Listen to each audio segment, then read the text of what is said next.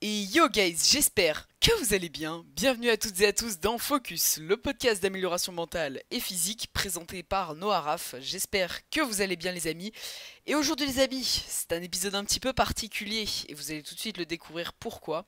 Aujourd'hui on se retrouve dans l'épisode 10 de Focus et ça va être un épisode qui je pense va beaucoup vous plaire et qui va parler à beaucoup d'entre vous parce que ça va parler des vacances. On va parler des vacances et surtout comment rester fit en vacances. Donc dans cet épisode, on va voir plus en détail le sujet juste après, mais je vais globalement vous parler de comment rester en forme pendant les vacances, que ce soit sur l'aspect physique, sur l'aspect mental, comment ne pas régresser dans ses entraînements, etc. Et au contraire progresser tout en kiffant ses vacances et surtout sans te prendre la tête. Donc grâce à plusieurs conseils que je vais vous donner dans cet épisode, je vais essayer de vous apporter un maximum de valeur. Je vais vous donner un petit peu des tips sur la nutrition, sur l'entraînement, sur le mode de vie à adopter en général et voilà, je vais essayer de vous conseiller un petit peu dans cet épisode et j'espère que vous allez kiffer. Donc voilà, bienvenue à tous, installez-vous confortablement pour ce 10e épisode de Focus. Et pourquoi je vous ai dit que c'est un épisode un petit peu particulier, c'est tout simplement parce que moi aussi je vais prendre des vacances tout simplement. On est au 10e épisode, en plus ça marque un petit peu un chiffre rond, un chiffre symbolique, vous voyez, et ça fait 10 épisodes que je vous mets un épisode sans relâche tous les samedis. Et déjà, je suis assez content d'avoir réussi à tenir le cap sur quand même 10 semaines, ce qui est plutôt pas mal. Et voilà, moi aussi, j'ai besoin de prendre de vacances, et de toute façon, je vais partir un mois, ça va être compliqué pour moi d'enregistrer des épisodes, et en plus de ça, j'avais envie de faire un petit break, réfléchir à d'autres idées, etc. Et j'ai globalement quand même moins d'écoute pendant les vacances, donc ce serait même pas très rentable pour moi de continuer à faire des épisodes durant cette période. Donc c'est pour ça aussi que j'en profite pour me faire un petit break des podcasts pendant un bon petit mois. Et bien sûr, je serai de retour plus fort et avec un tas de bonnes idées à vous proposer et de sujets grave cool à la rentrée et à mon retour quoi. Du moins un petit peu avant la rentrée, si je pars un mois, ce sera plutôt fin août que je reviendrai du coup. De toute façon, je vous annoncerai tout sur Instagram, je vous invite à aller me suivre si vous voulez plus d'infos.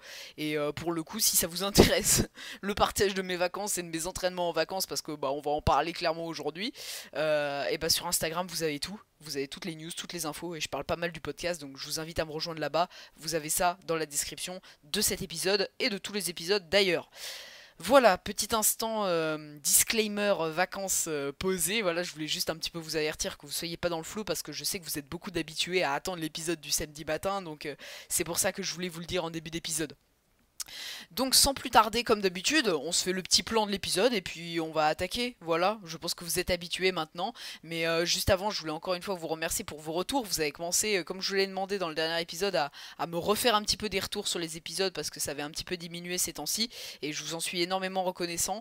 Je dirais pas forcément de nom, etc. parce que je les ai plus en tête et peut-être que les personnes n'ont pas forcément envie que je cite leur blase, mais il y en a qui m'ont fait des retours super longs et hyper détaillés et je vous en remercie énormément, ça m'aide beaucoup. Donc si vous pouvez prendre le temps, de toute façon je le rappellerai sûrement en fin d'épisode, mais si vous pouvez juste prendre le temps de me faire un petit retour, sachez que vraiment ça me booste énormément, ça m'aide de ouf et c'est juste trop bien quoi.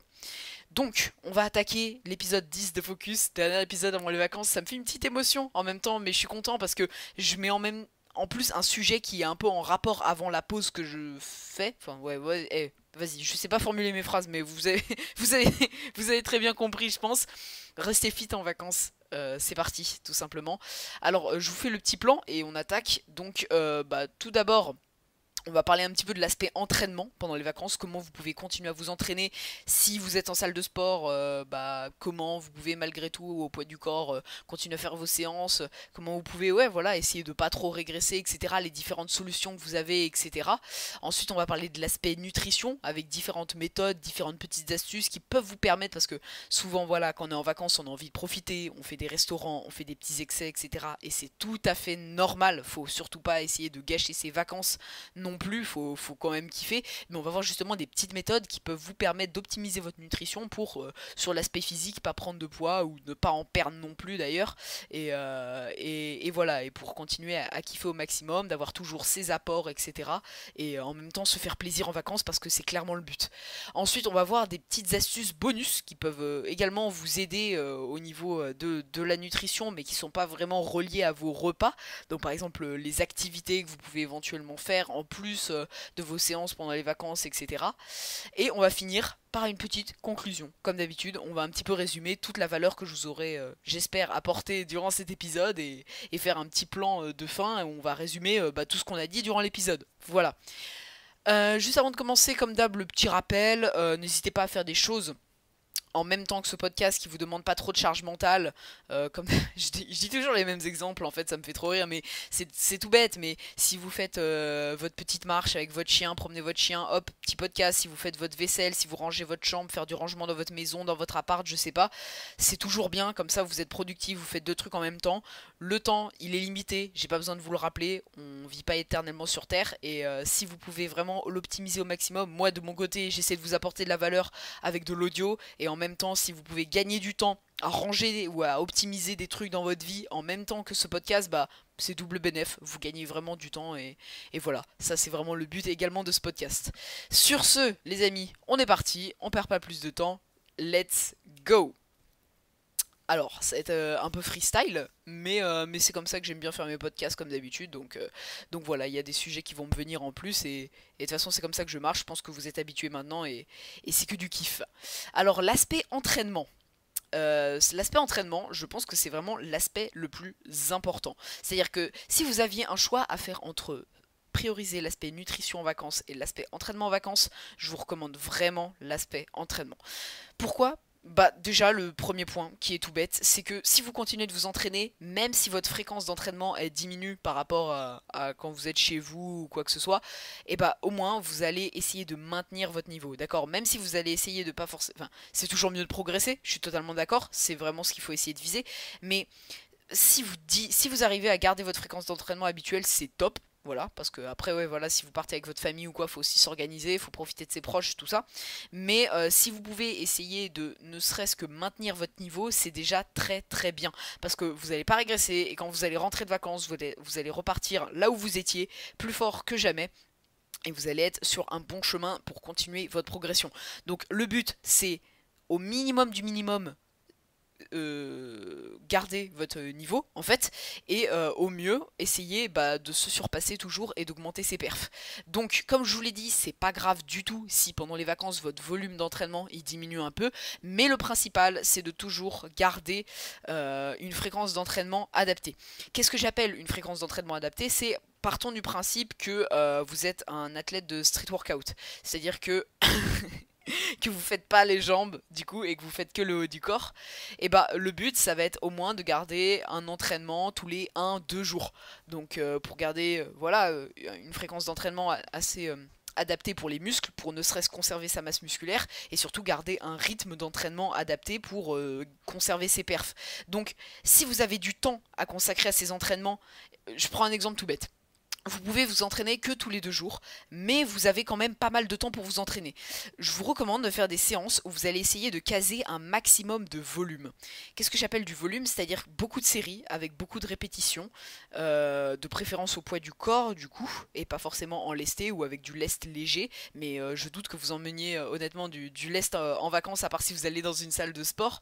Mais voilà, essayez de vraiment faire pas mal de volume, donc avec les exos de base, donc par exemple traction, pompe, dips, hein, c'est vraiment un exemple. Après c'est à vous d'adapter vos séances, je vais pas vous donner des programmes d'entraînement non plus, d'accord, et je pense que vous êtes assez autonome dans vos entraînements, mais voilà, des séances où il y a pas mal de volume, et en même temps si par exemple vous faites du statique en street workout, essayez de toujours lancer des holds de vos figures favorites de street, donc par exemple des front levers, des planches, etc., pour ne serait-ce que conserver ces figures-là. Mais voilà, le fait de vraiment mettre du volume, ça va vous aider à conserver votre masse musculaire, donc avec des exos de base de 7 reps. Là je parle vraiment pour le street, mais on va voir après pour la muscu.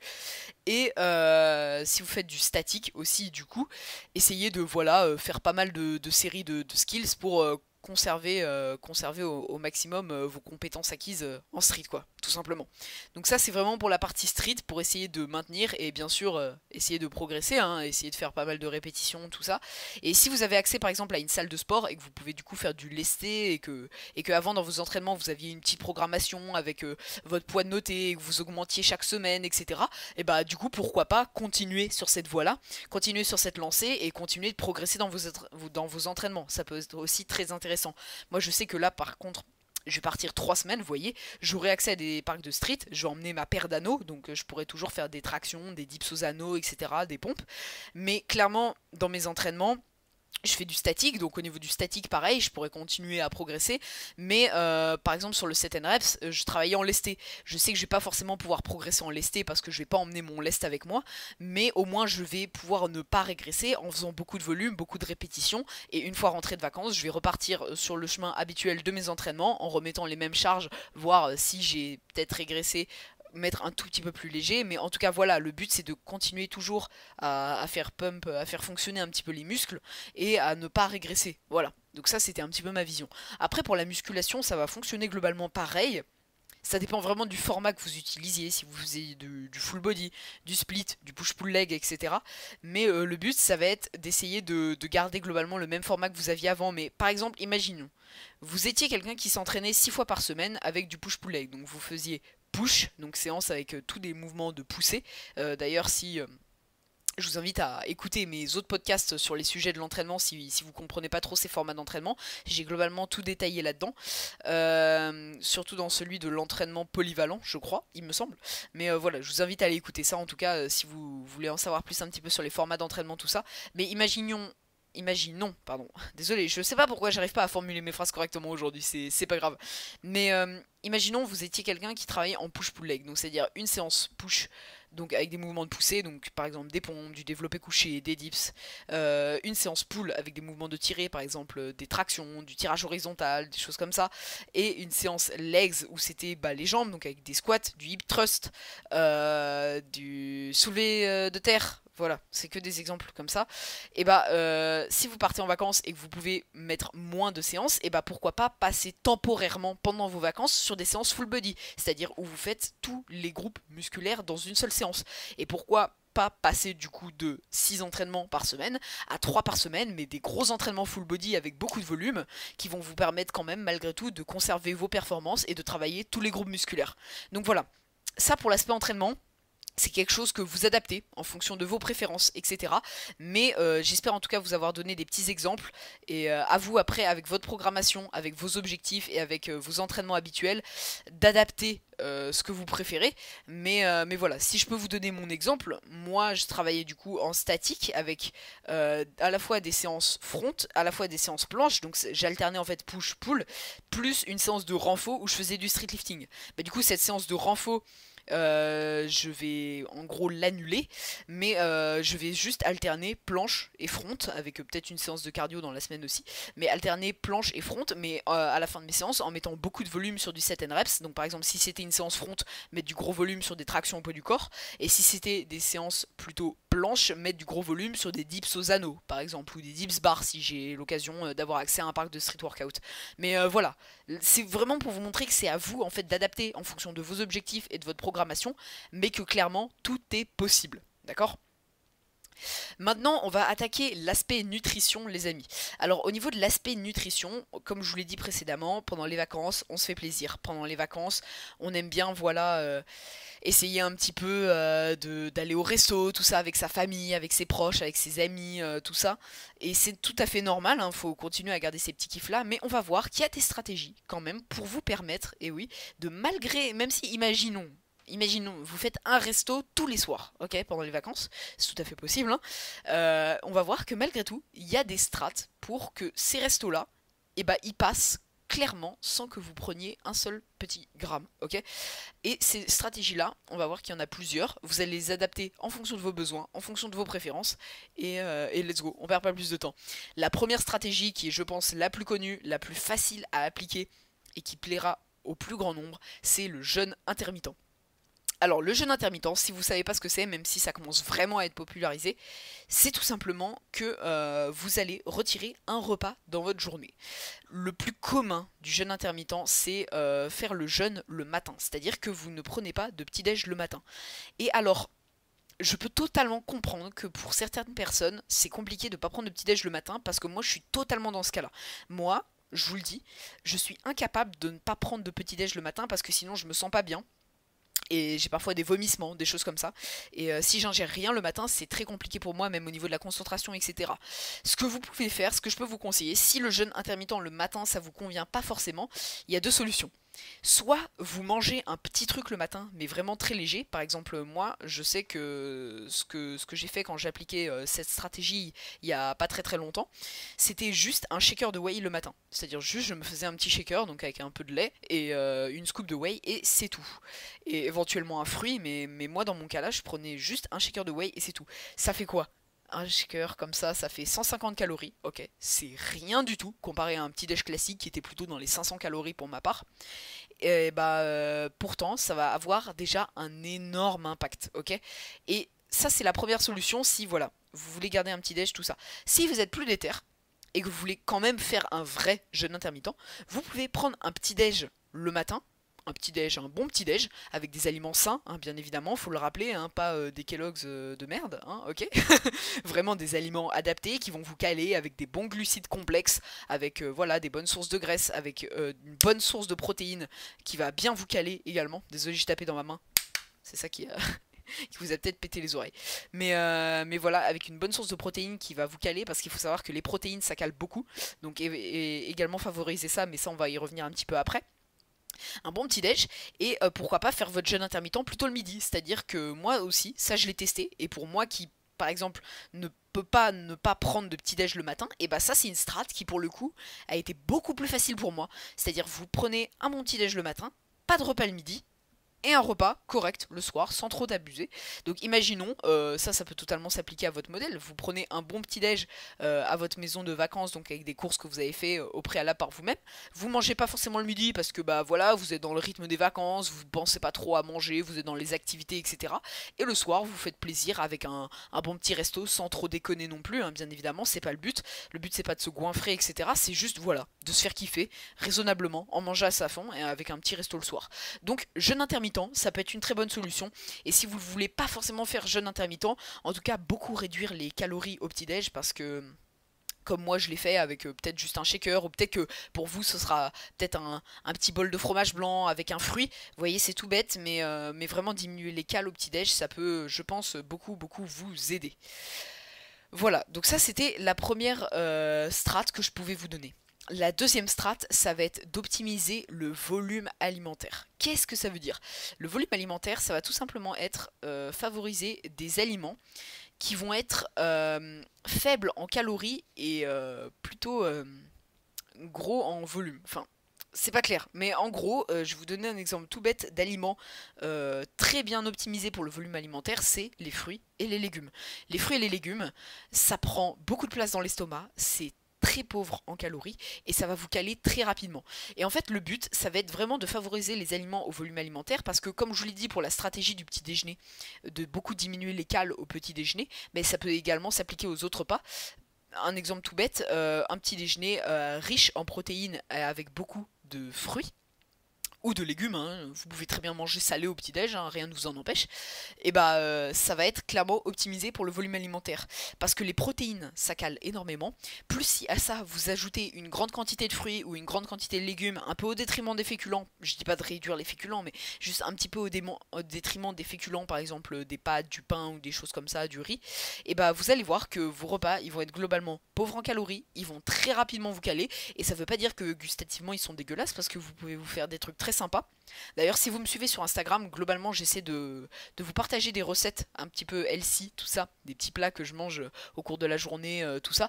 Donc, si vous voulez également des idées recettes ou des choses comme ça pour vos vacances ou juste pour votre quotidien, votre lifestyle, bah, comme d'hab, je vous invite à aller me suivre sur Insta en story. Je vous mets ça régulièrement.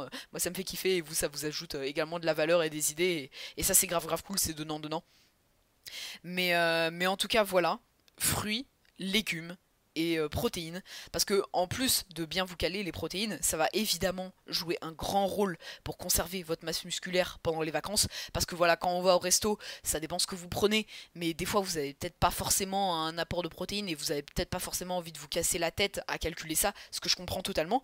Et bah si tout le reste de la journée avant, par exemple avec le repas du matin et du midi, vous prenez votre dose de protéines suffisante, et bah vous avez même pas à vous casser la tête le soir et juste vous vous faites kiffer et vous prenez votre petit resto resto tranquille sans prise de tête, et ça c'est très très cool. Et en plus de ça, les protes elles vont vous caler.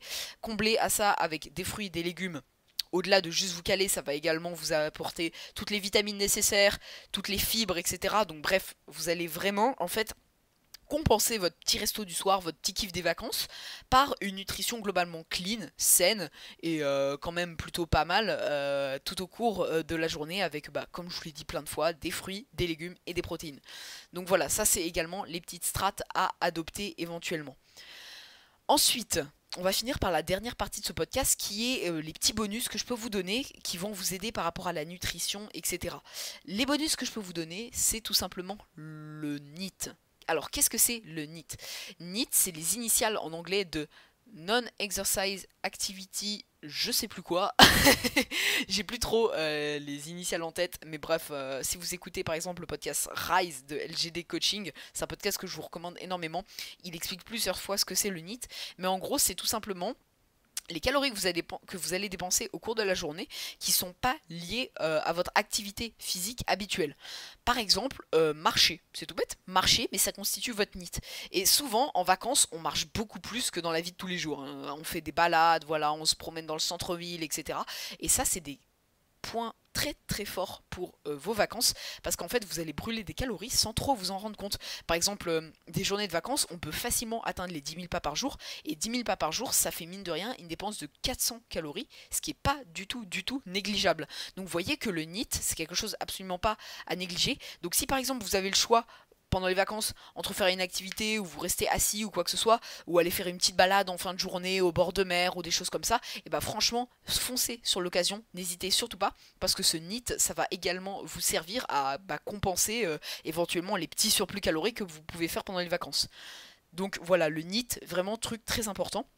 Sinon, un autre truc grave cool aussi à expérimenter, c'est les activités extra entraînement que vous allez faire pendant vos vacances. Vous allez peut-être faire des trucs, par exemple, je sais pas moi, du surf, vous allez peut-être faire, c'est vraiment des idées qui me viennent en tête comme ça, ok, mais du canyoning, vous voyez, du char à voile, des trucs comme ça, c'est des trucs mine de rien un peu physiques, et ça va également vous aider à vous faire une dépense. Donc imaginez que vous comblez un petit nid sympa avec une balade en bord de mer le fin de soir, en fin de soirée plutôt, pardon. Plus vous allez faire une activité l'après-midi, plus le matin vous êtes entraîné, imaginez la dépense de malade que ça vous fait. Et au niveau de la nutrition, si en plus vous appliquez les petites techniques de nutrition que je vous ai données avant, franchement votre resto, vous avez beau vous faire une pizza le soir, ça peut passer crème dans votre apport calorique journalier. Donc vous voyez, le NEAT et les activités en vacances, c'est des choses bonus, mais c'est clairement des gros bonus à ne surtout pas négliger en vacances en fait. Donc voilà, je pense que j'ai à peu près fait le tour globalement. Si je peux revenir sur un petit truc sur l'aspect Pardon, excusez-moi. J'ai eu un petit coup de ok d'un seul coup. Donc oui, je disais, si je peux vous donner un petit conseil et revenir sur l'aspect nutrition pendant les vacances, ce que je peux vous conseiller également, c'est pour des collations, prendre un fruit. Par exemple, imaginez, vous avez un gros creux justement dû à ces activités que vous faites pendant les vacances en pleine après-midi, toujours garder une petite pomme dans votre sac ou quelque chose comme ça, que vous allez pouvoir grignoter. C'est toujours plus sympa que d'aller se prendre une grosse glace chocolat, même si c'est très cool, hein. Attention, hein, je dis pas que c'est nul, absolument à éviter. Si voilà, si c'est prévu, si c'est dans vos vacances, etc., pourquoi pas. Mais si vraiment vous prenez la glace parce que c'est le seul truc que vous avez à disposition pour manger, alors que vous auriez pu avoir un petit fruit dans votre sac. Voilà, le fruit, c'est toujours sympa à favoriser les amis. Donc pensez-y bien également sur l'aspect nutrition, toujours avoir un petit fruit dans votre sac, ça peut toujours bien servir. Donc voilà les amis, je crois qu'on a enfin fait le tour de ce petit sujet. On est à 23 minutes, on est sur la fin du podcast. Moi j'ai un petit truc de prévu, donc je vais pas trop tarder non plus. Mais en tout cas c'était un grand plaisir de vous avoir accueilli pour ce 10e épisode avant la pause des vacances de Focus. J'espère que je vous aurai apporté un maximum de valeur. Et pour conclure, voilà, faites bien attention à l'aspect entraînement qui reste le plus important. Toujours garder une petite fréquence, même si c'est plus bas que d'habitude dans votre quotidien habituel, etc. Surveillez l'aspect nutrition avec toutes les stratégies que je vous ai données. Donc par exemple, le jeûne intermittent, les petites collations optimisées, baisser les calories de vos repas en optimisant le volume alimentaire, etc. Et ne surtout pas négliger le NEAT et les activités en vacances qui peuvent clairement vous apporter un gros bonus de calories brûlées contrôlés et qui peuvent clairement vous aider à un petit peu compenser éventuellement les excès au restaurant ou les choses comme ça.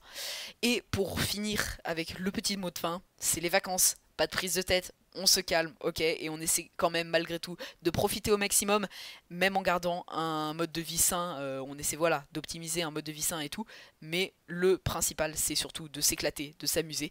Et puis moi je vais vous laisser sur ce mot de fin, je vais vous souhaiter à toutes et à tous de très bonnes vacances, on se dit rendez-vous fin août pour la reprise des podcasts avec plein de nouveaux sujets, plein de nouvelles idées, et ouais, revenir à zéro, rebooster les vacances, je pense que ça va me redonner pas mal d'énergie, tout ça, je vais continuer à m'entraîner fort pour ma part, parce que moi pour le coup j'ai envie de progresser en vacances, et je vous raconterai tout ça, comment ça s'est passé, peut-être dans l'épisode 11 du coup que je relancerai fin août, et voilà. En attendant, si vous voulez suivre un petit peu mon quotidien, mes vacances, tout ça, je peux vous inviter à venir me suivre sur Instagram, c'est noah.raf.